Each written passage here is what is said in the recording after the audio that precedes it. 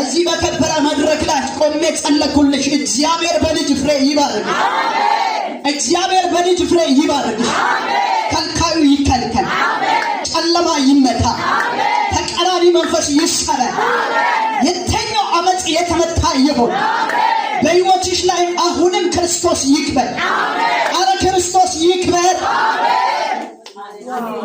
ሁሉም ባሉበት እንደገና እንዲያመሰግኑ ዘንድ የምስጋናሽ በጌታ በኢየሱስ ምስጋናሽ አይቁም። አሜን። ምስጋናሽ አይቁም። አሜን።